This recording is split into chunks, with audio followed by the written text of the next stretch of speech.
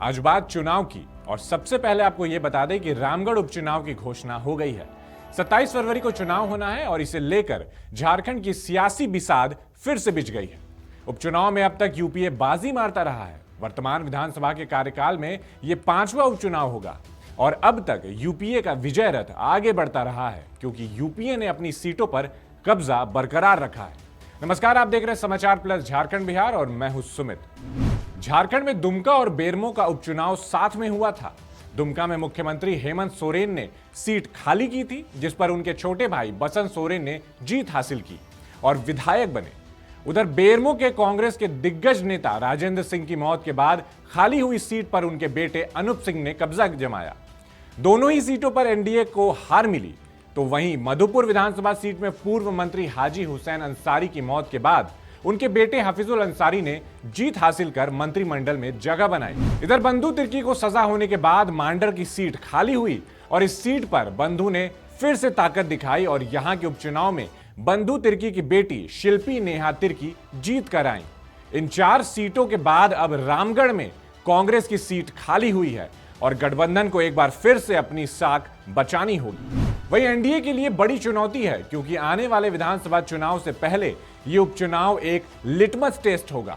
इस सीट पर आजसू की दावेदारी मजबूत है और रामगढ़ आजसू की परंपरागत सीट रही है। यहां से चंद्रप्रकाश चौधरी लगातार 3 बार जीत चुके हैं। इस चुनाव में आजसू को अपनी खोई हुई जमीन हासिल करने के लिए जोर लगाना होगा। झामुमो के वरिष्ठ नेता और पार्टी के केंद्रीय महासचिव सुप्रियो भट्टाचार्य ने कहा कि यूपीए अपनी जीत के पथ पर फिर से आगे बढ़ेगा और हमारे विजय रथ को कोई नहीं रोक सकता है। यूपीए गठबंधन मिलकर चुनाव लड़ेगा और इस सीट पर कांग्रेस का उम्मीदवार होगा। गठबंधन पूरी मजबूती से चुनाव लड़ना चाहता है। हमारे यहां सब कुछ साफ है और गठबंधन में कहीं कोई परेशानी नहीं। इधर कांग्रेस अध्यक्ष राजेश ठाकुर ने कहा है कि हमने पहले से तैयारी शुरू कर दी है। यूपीए गठबंधन यह चुनाव लड़ेगा। झामुमो, कांग्रेस और राजद पूरी ताकत के साथ चुनावी मैदान में उतरेंगे।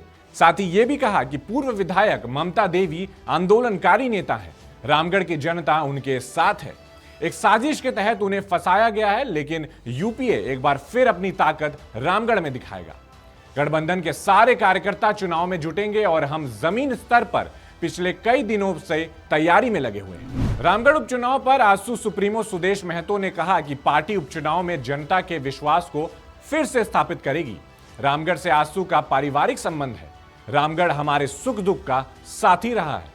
हमारे संवेदना यहां से जुड़ी है और घर घर में हमारे शुभचिंतक हैं। यहां आजसू एक पार्टी नहीं बल्कि हर वर्ग का सहयोगी है।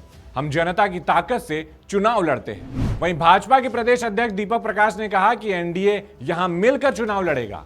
आजसू की दावेदारी के संबंध में उन्होंने कहा कि भाजपा सामूहिक निर्णय पर चलने वाली पार्टी है।